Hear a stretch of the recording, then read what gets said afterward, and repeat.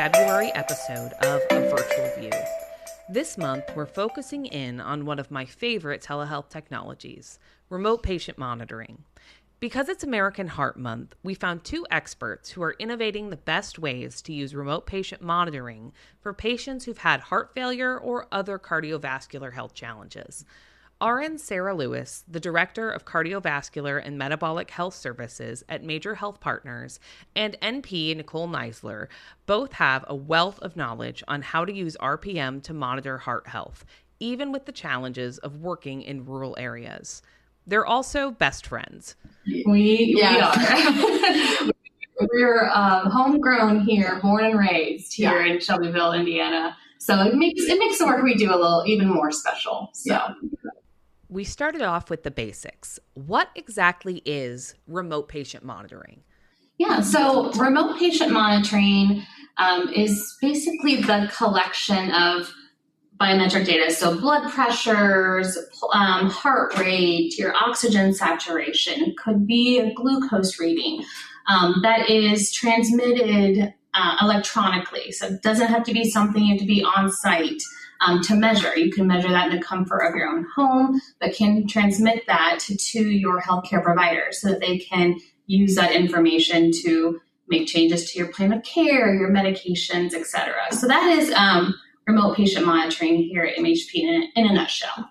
And how long is that something that you've been really engaging with? Most recently, we've all, between our primary care offices and our specialty practice in our metabolic clinic, everybody together, the last year maybe for that. But in our department specifically, we've been doing remote patient monitoring for the last maybe 3 years. Yes. I feel like remote patient monitoring has always been a bigger component with heart failure populations and, learning how to do proper blood pressure readings, et cetera. The service, our cardiology within our service line the last few years prior to me taking onto this role and with cardiology. But in the last year when we've made, we implemented a new RPM platform and program, it's taken off and it's seeping into, primary care. We're looking to expand it into women's health and nephrology and everything like that. So it's been a success this last year. Sarah and Nicole are both deeply invested in the efficacy of the program. When I asked about how they knew it was working, they had a lot to say about clinical outcomes.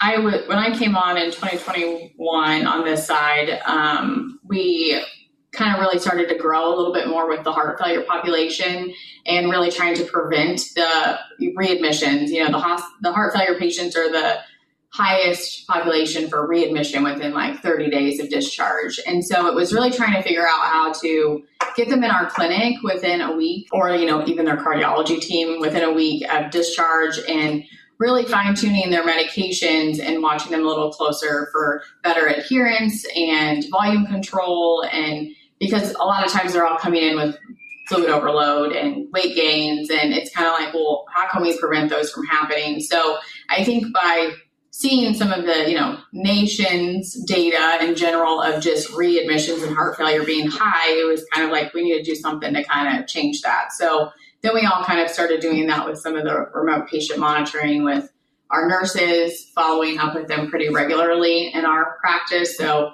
we usually, when a patient is in our hospital, they get discharged and within a week they see one of us providers.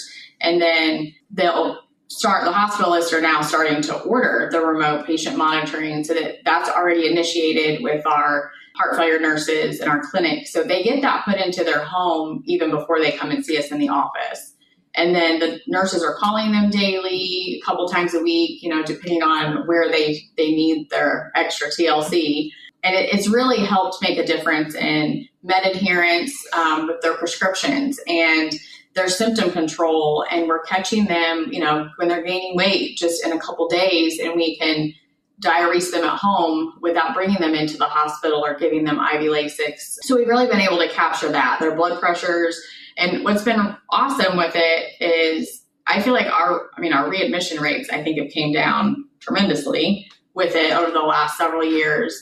Yeah, and just to touch on that, it was a period of, when we look back, it's, data quality, hospital quality sometimes is very, especially with CMS, is retrospective. So we're looking back into areas between 2020 and 2023, and our heart failure readmissions was not where we wanted it to be. So we proactively started making these changes and to incorporate RPM sooner and to use that as a tool to help improve those numbers, not only for numbers' sake, but also patients are coming back in because they're not feeling well or something's not going right.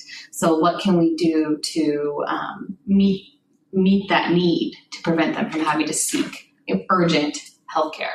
I really like that you mentioned implementing these devices before they even come to see you, because I think the implementation of the device, or the RPM technology, whatever you're using, that's a big hurdle. And if you have that out of the way beforehand, I love that. I think that's a really innovative way to approach that. It's nice that they can get that education because they're getting education, in the hospital anyway, and then they can leave with those devices. They can demonstrate that they know how to use them so we can see the very next day what things look like and not have to wait for that 5 to 10 day follow-up post-hospitalization. A lot can happen in those 5 to 10 days. And furthermore, even establishing that relationship, hey, we are going to call you. Our primary care department does a great job with transitional care from when patients get discharged to when they see the PCP. We kind of create the same model specifically with this high-risk heart failure population in our service line. Sara and Nicole operate primarily in rural areas. I wanted to know what unique challenges they faced in a rural setting. We partnered with Indiana-based company, and these devices that we send with patients transmit over cellular.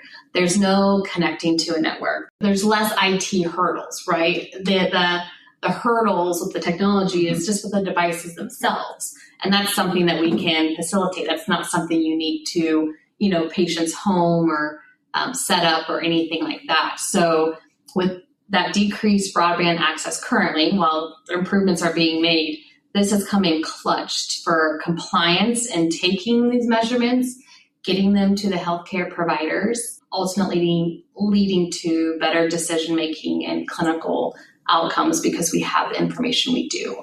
I like that you're taking things as they are, because I think when we talk about this, rural challenges a lot, we're like, oh, we need to improve broadband access. And of course we do, but we can't do that with a snap of our fingers. We can't do that overnight. Utilizing cellular, I think that's a really innovative way to approach that. Yes, much less cumbersome, I think, than our previous model, which, to no fault of their own, we're just not getting around to addressing those issues. So, and it was a whole compliance issue, or, data would fail, it wouldn't transmit, you'd have to try to contact, there's just that unreliability. Mm-hmm. And now we have a much more reliability with this program. I think there's always a balking point too with patients where if you try 3 times and it's not going to work, they're like, well, I'm not doing this anymore. Right, exactly.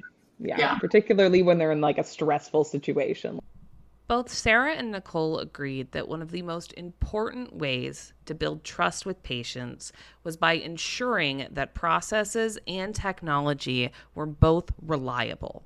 Yeah, well, trust in the device anymore. Yeah. Sometimes, just that simple trust that if I'm going to take this blood pressure this morning, it's going to get to my healthcare provider. They're going to look at it. If there's something abnormal, they're going to call me. Mm-hmm. And eliminating all the barriers to that just enhances that relationship with the patient. Yeah.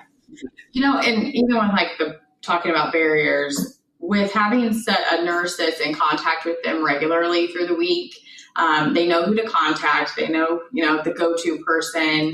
They know how to call us on call if anything, is going on. But it's been really nice almost utilizing some of our RPM nursing staff as kind of like that case manager, social worker, because they're identifying, even when they go into the home, to put it in their home and teach them how to utilize it, the resources that they need. Do they have food in their house? Do they have access to, are their meds? Can they get them picked up at the pharmacy? Do they need delivery? And so they're identifying some of those resources that they need. And if the meds are too expensive, our staff is making sure that they have samples of the meds while we figure out the cost for them so that they don't ever go without their medications, because obviously they're going to end back up in the hospital. But that's been, I think, very beneficial. And what is kind of unique though in our rule setting too, I mean, we do work very closely with the Franciscan cardiology group, but we are so close with all of them. These nurses communicate with their cardiologists as well. So, especially in the heart failure population. So if they stay in contact with, hey, you've got your appointment tomorrow with so-and-so, and they'll upload all of these results to their, cardiology team. And it seems like all of us are just in tune with each other, and the patients just have a better outcome and quality of life. And that's one of my favorite things about telehealth. It gives you an idea of where patients actually are. You're not just seeing them in the office, you're seeing them in their natural environment, as it were, and seeing those different social determinants of health that have a really big impact on their overall well-being. So far, outcomes for the program seem very promising. We have 3 dedicated staff for this RPM program. I mean, there's a lot of other collaboration and partners that we have in this initiative. But even in 2025, our first year kind of launching this new program with RPM and really digging in deep for these outcomes, was we had over 120 new starts or initiations with heart failure patients. On average per month or per quarter, we're monitoring 90 plus patients, in and out. And I mean, we spent over 16,000 minutes talking to patients, care coordination, assessing, symptom management, checking on med adherence, making changes to, communicating with their cardiologist and their primary care doctor to make sure everyone's on the same page. So, I mean, that's all very objective data in terms of this program, but when you think about, 16,000 minutes that have gone into care coordination, and that's with patients not even having to come into these doors, to be able to do that for them and for their quality of life just while they are at home. That's a lot. I mean, that's a lot for our first year as a small rural, community hospital as well. So we're proud of those numbers. It reflects the hard work that everyone's done, and we just hope to continue to be able to expand and support that even more, as we look to, as we're early into 2026. I was curious about patient demographics. Were they only seeing older adults, or was it a mix of ages? I mean, I would say the bulk of them, are let's just say 65 and older. But I mean, we still have a handful for sure that are, 20-year-olds that have some cardiac, disease, or meds are just being changed, and we got to, monitor things closely. So I'd say a variety, but the bulk, I would say, are over 65. Mm-hmm. Do you run into any issues with engagement on digital devices, remote patient monitoring with an older population? I personally have not. The biggest thing was I live out in the country and I don't have internet access, is usually what they say. But I haven't really had any issues with them saying, no, I don't want somebody to come into my home or anything like that. They've been very receptive.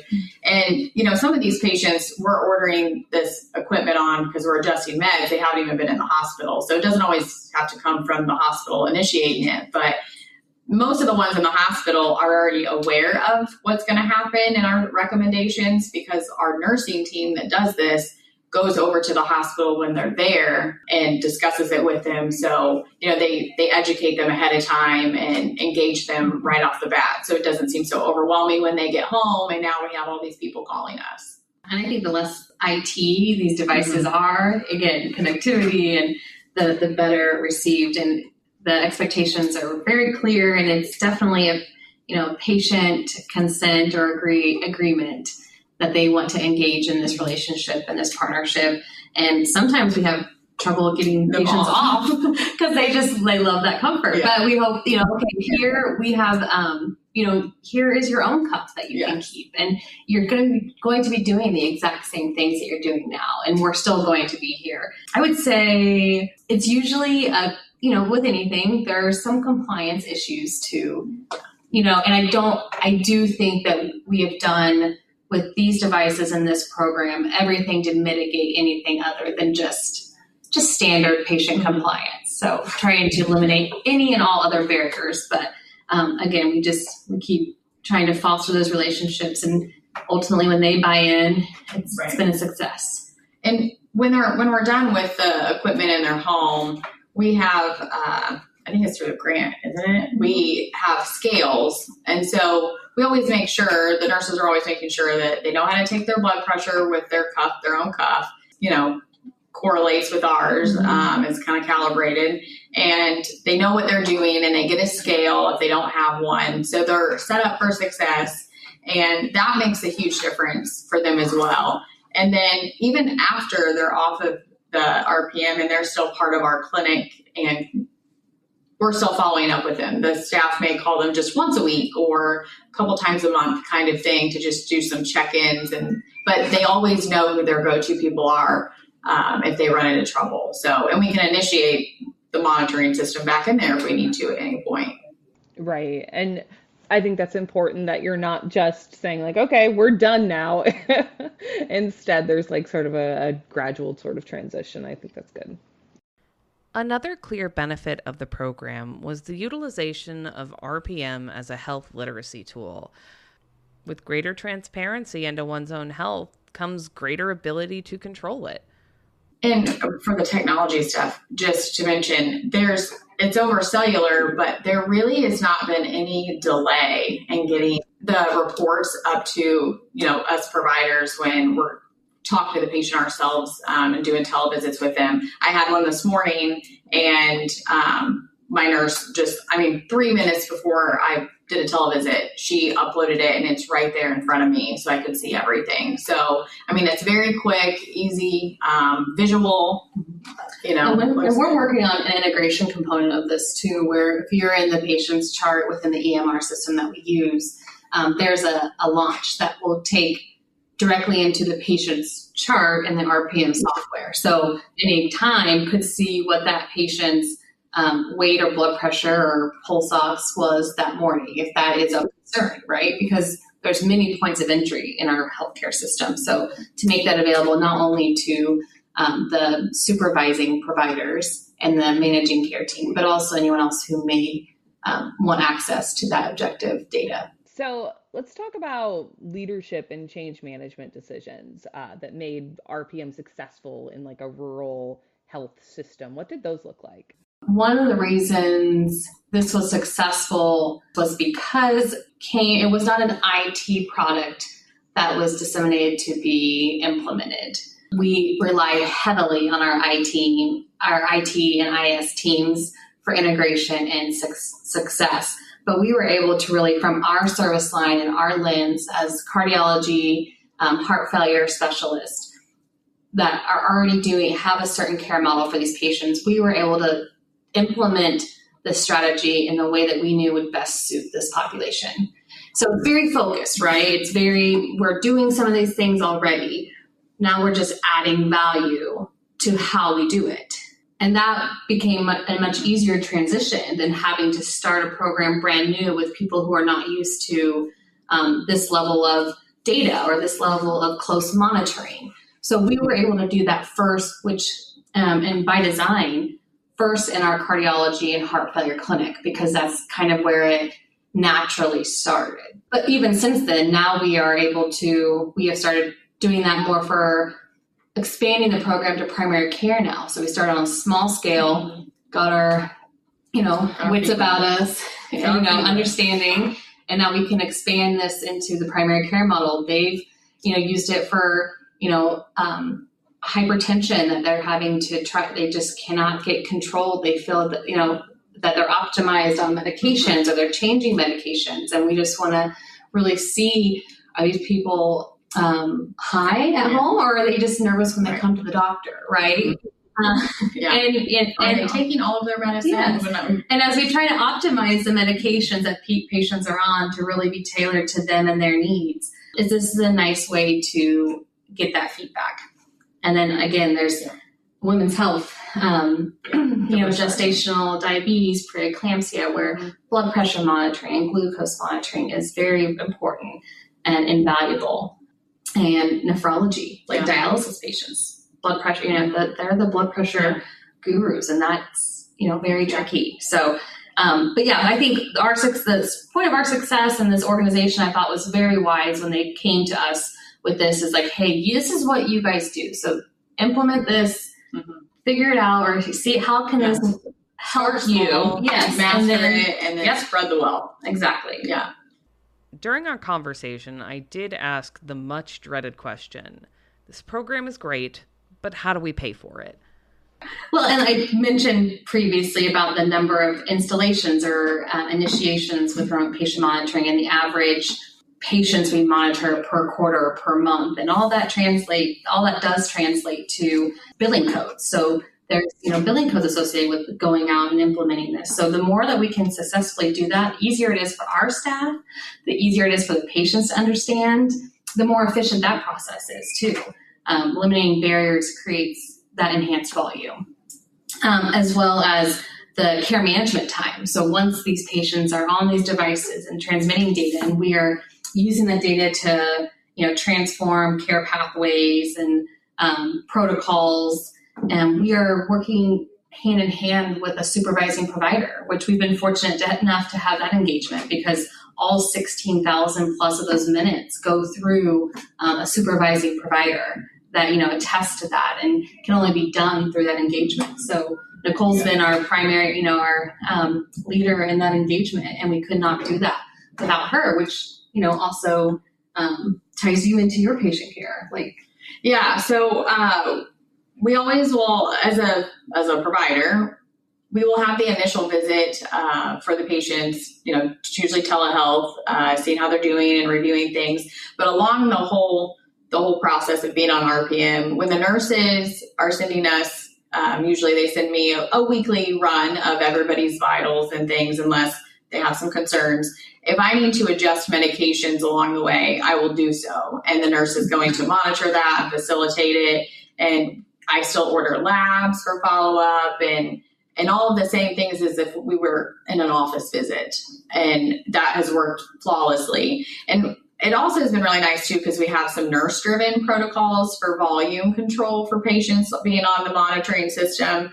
And the nurses are able to, fluctuate, having them take extra water pills here and there before having to truly, make a visit for me and whatnot. So that's been really nice. And I think the patients too usually end up trusting us very, very much because they end up seeing us in the clinic or telehealth in the future, even without the system in place. And we're constantly in coordination with their cardiology team and their primary care providers. And how nice is it just to have, data sent directly to you, because they do a good job. I mean, they know the whole thing, the whole comprehensive look at the patient. So they're sending you the data, but also saying, was discharged here, they're currently on this, any decisions, and you're just able to make quick decisions, and then it's carried out. And it doesn't have to be a 30-minute face-to-face visit where the patient comes in and there's all these other factors going on.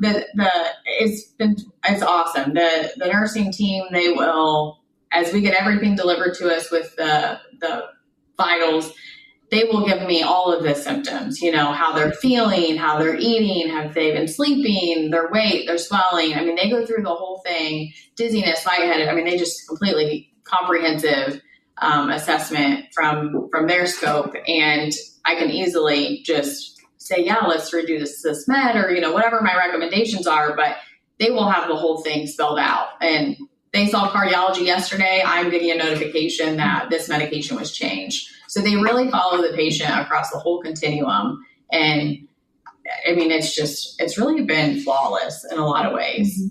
We could not do it without our team, the nurses, for sure.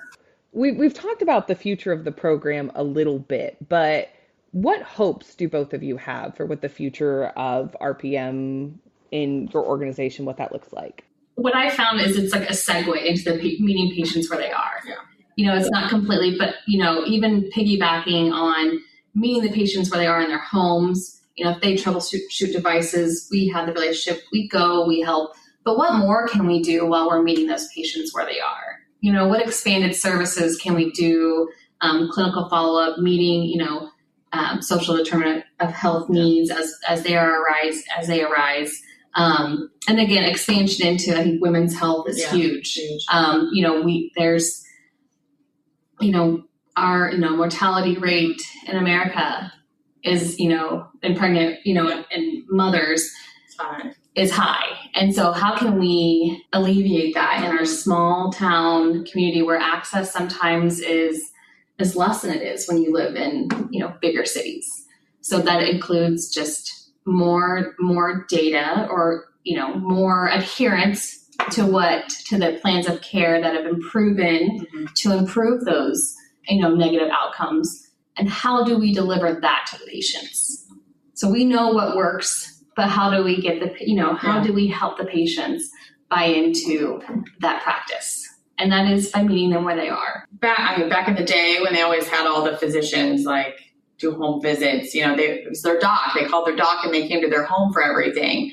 I feel like, kind of like fashion, all the trends from the 1970s and 80s have kind of come back around, right? And so it's I think some of that stuff is coming back around to be very beneficial for patients. And, being able to have home visits with nurses or providers, part of remote health in general. I think that remote patient monitoring is definitely a forever thing for healthcare in general, and even utilizing it and being very proactive with, the adolescent population and, trying to prevent disease for these kids before they get to adults, and we're all being reactive, and now we're trying to keep them out of the hospital because they have heart failure. So, there's teenagers with high blood pressure. And so, it's really, we can expand this along every generation, basically, population. Throughout our conversation, there was repeated themes of teamwork, of how this program couldn't exist without the engagement and expertise of many different people. Yes, it is an entire program that's made up of amazing, multidisciplinary team members. So from the top to the bottom and the bottom up. So we're very fortunate. Yes. Thank you for joining us for this episode of A Virtual View. And special thanks to our guests, Sara Lewis and Nicole Neisler with Major Health Partners. I look forward to speaking with you again next episode.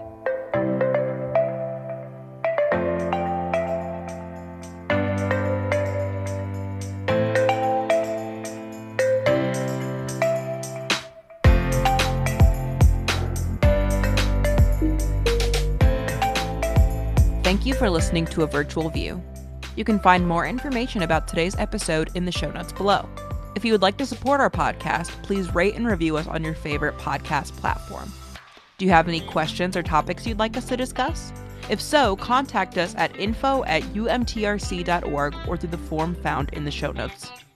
Also, we'd like to give a special thanks to our editor, Tristan Yoder. Finally, a special thanks to the Health Resources and Service Administration, also known as HRSA. Our podcast series, A Virtual View, is sponsored in part by HRSA's Telehealth Resource Center program, which is under HRSA's Office of the Administrator and the Office for the Advancement of Telehealth. The content and conclusions of this podcast are those of the UMTRC and should not be construed as the official policy of or the position of, nor should any endorsements be inferred by HRSA, HHS, or the U.S. government. Thanks for listening and have a great day.